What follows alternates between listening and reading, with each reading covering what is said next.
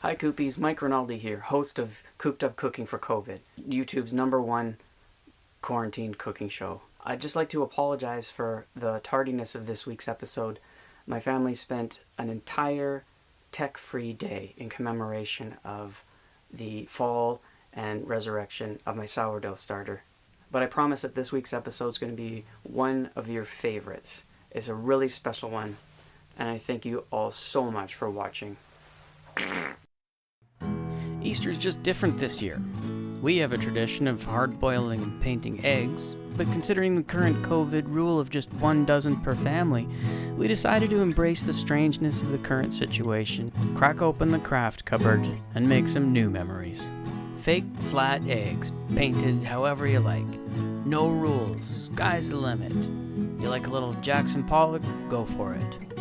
What about stars and stripes? Why the hell not? Don't even have to be shaped like eggs. Just as long as they're an authentic expression of your true feelings.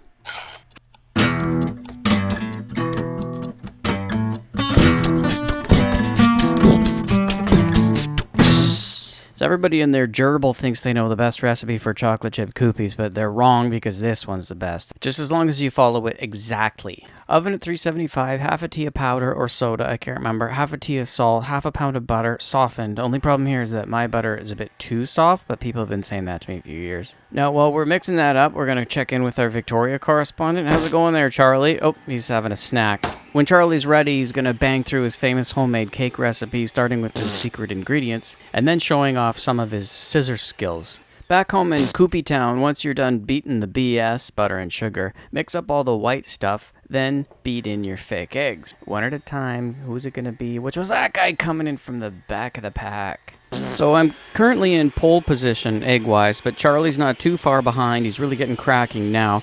This is the perfect time for me to toss in a tea of V.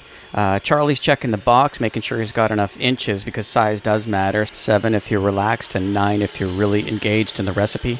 While Charlie lubes, I forgot to mention my butter was mixed with 3/4 brown and 3/4 white sugar, or shite wooger. It's up to you. While Charlie rinses his eggshells off, start stirring in the flour. I prefer to do this step manually. Do feel free to use your beater for this step, though, if you want your cookies to taste like garbage. What would you choose to be? Would you choose to be in a Star Wars movie or in Mandalorian episodes like a main character? Mandalorian. Me too. Apparently Charlie's camera went for a walk right at the same time I got distracted contemplating residual checks for Disney Plus. Tough question.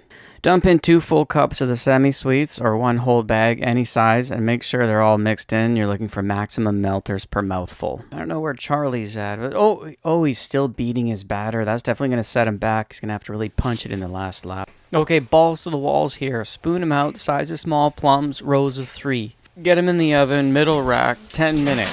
Oh man, Charlie's caught up, cake's in the oven, package says 25 minutes, but that's Pacific time zone. Coopies are coming out, but I still have a whole other rack.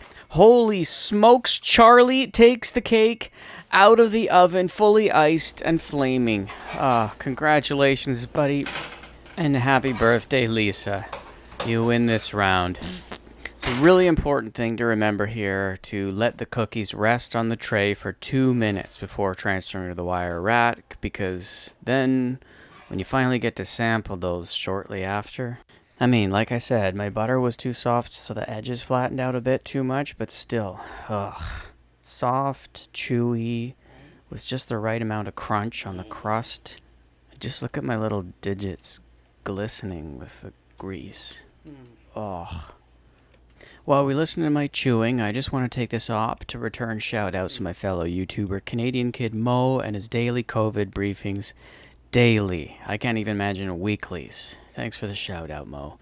Also, I'd like to thank you, our Victoria correspondent, Charlie. Let's raise a glass together and drink to our everlasting friendship. I said I'd keep making these, so I keep making them. See you next week.